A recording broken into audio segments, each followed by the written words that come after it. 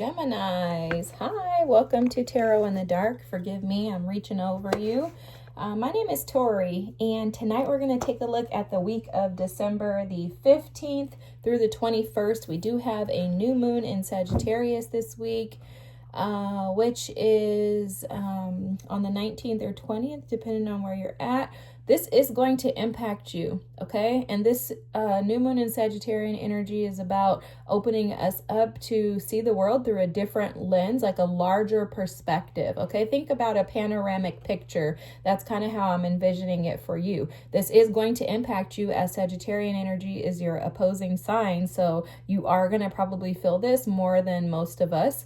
I was picking up on some energy before I was starting your reading, and I was hearing the Erykah Badu and Common song Love of My Life, and it just kept playing. So I don't know, y'all might be experiencing some love this week, Geminis. If so, you'll probably be one of the first signs that I can remember having this energy this week. But okay, all right, so you have the letting go card here. So this could be, I'm picking up on an energy of something that you had to let go of. You feel sad about it, but it's coming back around, okay? This is showing me like Six of Cups energy. Like this could be something that you let go of only for it to come back around to find out that this is the love of your life. That's kind of what I'm picking up on, but I don't want to go too far into it because I don't really know yet, but that's just what I'm feeling energetically. The letting go card reads, allow the wisdom to remain, but the sting I shall never feel again, okay? Definitely feels like a releasing of old energy to allow something new to come in, guys.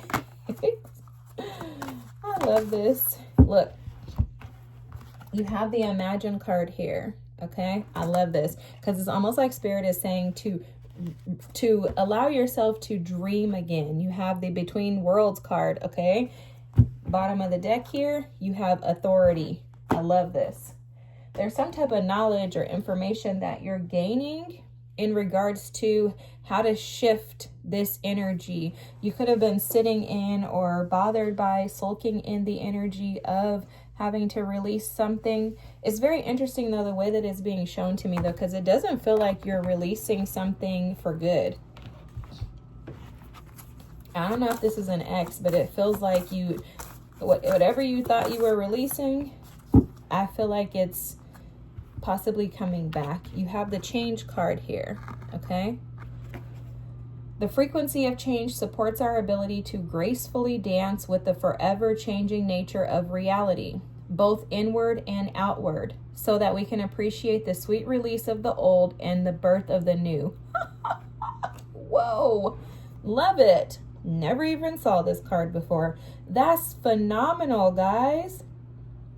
That's awesome. In your releasing of what you felt was like, maybe like the worst thing. You could have felt like you let go of the love of your life. Like, oh God, things are never going to turn out in my favor. And I'm not saying, oh God, in a joking way, right? We've all been here. If you've lived life, and if you haven't, don't worry, life is going life for you, right? We've all been here where we feel like we have to release something. It's like the Eight of Cups energy, releasing something that I'm still emotionally attached to, that I still love. And it's hard to imagine because in that space, it's like a void where there's nothing but dark clouds around you. And it feels like that's the space that you're sitting in. But I don't think you realize that this is going to come back to you. Now, it may not be that same person, but when this comes back to you, this is going to be better than you could imagine, is what Spirit is showing. You have the Roadrunner energy here. And this says, keep your sense of humor and don't take things too personally. I think for a lot of you, you are paying too much attention to the details, okay? And I get it. Maybe this person or this situation that you had to let go of could even be a job or a career, but it feels like it was very passionate. Okay, you may have had a very schmexual relationship with somebody that you released for whatever reason, maybe for your highest good, but now this week you could be feeling the intensity of that. I will say, although I don't think anything is in Mercury, I mean, like in retrograde anymore. It feels to me like Mercury, like retrograde energy, okay? Oh my gosh, guys. So you have the Three of Swords coming out first. This is absolutely the energy that you're feeling, okay? You've been feeling this. Even if it's not this week, because it does feel for some of you, I don't think that this has occurred this week. I think for some of you, this is an energy that you've just been feeling overall. Like love hasn't been working out in your favor. It feels like some like self-doubt in regards to even having opportunities to experience true love. That's how this feels. With this Page of Pentacles here, it's almost as if you've been waiting for opportunities that will stay. So it's like every opportunity you get, sorry, I dropped a card, but it's like every opportunity you've had hasn't been what you really desire. You haven't received what it is that you really desire. I think you're open to opportunities, but I think you're only open if you feel like they're going to be worth your time. And that's because you feel like you've had too many losses. That's what that letting go energy is about. Thank you, Spirit. Like you feel like you've had too many losses in your love life. It's caused you to actually be rather serious. Like I feel like there's no joking in regards to your love life for you right now, which also gives me the vibe of someone really needing this space and time to themselves to be able to process the changes that have occurred in your life. One big thing about manifesting and about trying to receive the things that we want God to provide for us, which for you it absolutely seems to be surrounded around your heart space. But a part of that is spending time alone, really assessing and evaluating you as a human being and as an independent apart from anyone else. I was just telling someone yesterday, the day before yesterday too, that I really strongly believe that before we can really be in, excuse me, most people won't like this, but before we can actually be in divine unions, I think it's important for us to be able to spend time as independent individuals, like in solitude, being single.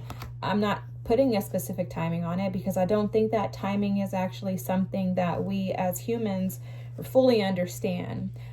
You know, people can say whatever they want. Oh, it's made up. People can say whatever they want, but we're humans, and in human society, we go off of time frames. We have a 24-hour clock that runs, right? So I think that for me, it's more so, and this is just my opinion, everybody's entitled to their own, but for me, it's more so about being able to align yourself with what it is that you desire. And I think that God operates off of alignment more than he does off of like a time frame, like, oh, you need 6 months to be single. I hear people say, oh, you need 2 years to be single before you get into another relationship. It's like, okay, who put that time frame on that, and who's the decider of that? I have an Aquarian moon, so of course I'm gonna rebel, right? I'm like, who told you that? So just heads up there, like think about that and take that into consideration. For some reason, the message came through. But next card out, let me keep going, is the Magician, okay? And with this Magician energy, what I'm picking up on is that it's an energy that feels like you can't quite put your finger on it. This is giving me the feels of someone who needs to be able to spend time alone to assess what it is that they actually desire, to assess what a healthy relationship actually looks like. And for someone here, I'm picking up specifically that there are some inner child wounds connected to your heart space and your family that are possibly preventing you from clearly being able to delineate what true love is versus a pseudo love or passion, lust, right? Like love versus lust. I think that there's definitely some advice here from Spirit to assess quietly, independently, what it is that you really desire when it comes to the heart space, because you have the Two of Cups here, okay? And this Two of Cups is here underneath the Three of Swords, just showing up as being disappointed in love. You also have the Five of Cups at the bottom of the deck. That's Five of Cups underneath the bottom of the deck here. And that also is indicative of being, you know, really let down when it comes to love.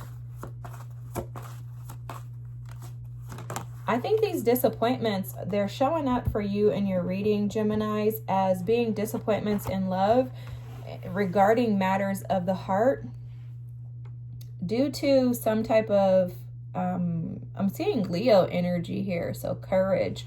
They're also showing like the ability to endure or withstand a relationship.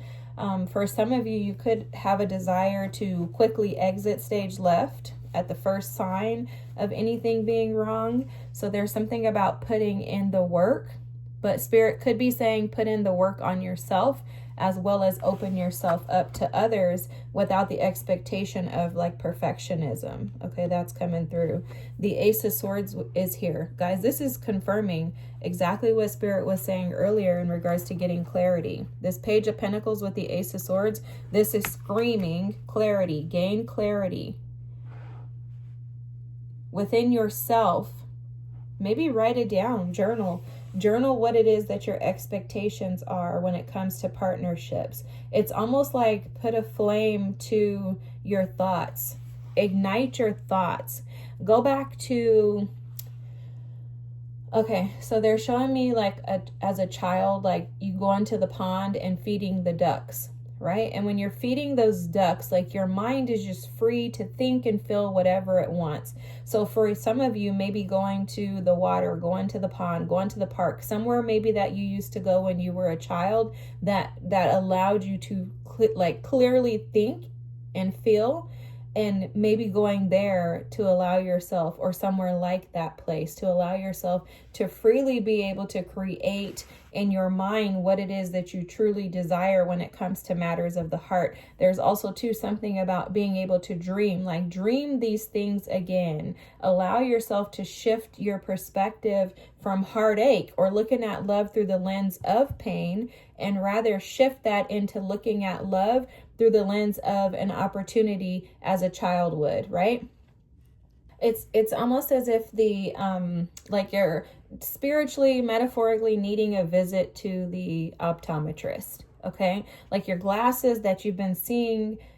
This, guys, this is so in alignment with this Sagittarian energy. I just picked up on that too. Thank you, Spirit. But your glasses that you've been wearing, they're tainted. Okay, so imagine, instead of looking at it like through rose-colored glasses, that doesn't have to be the case. The color doesn't have to be rose. Your glasses are like tainted with like a fog over them. Maybe they're blue in color, and they prevent you from being able to see anything other than that blue color. So when you're looking at love, and all you see is pain. All you see is heartbreak. All you see is heartache. All you see is disappointments. And it's almost as if Spirit is saying, shift that perspective and instead open yourself up to, or allow yourself to see love through a different lens. So it's almost like taking off that lens and replacing it with one that's maybe clear. The Nine of Wands is here. Last card out, guys. Okay. Absolutely confirmation. With the Nine of Wands, we know that that's the wounded warrior. Traditionally in tarot, that's the wounded warrior. For me, how this is showing up is that there's like almost a hesitation to ever move forward in the things that you really want to manifest. So if you want to really manifest true partnerships and love, you could have someone come in, but you would push them away by believing that if you take too much action, or if you allow yourself to move to the next level, then you're going to end up with heartbroken, or with some type of disappointments, guys. That's the easiest way to say it. This Magician with the Nine of Wands is showing up as, if I allow this to go to the next level, I'm going to have to end up with a burden, right? Like the next step is for me to be burdened by this situation rather than for me to enjoy it with the Ace of Wands.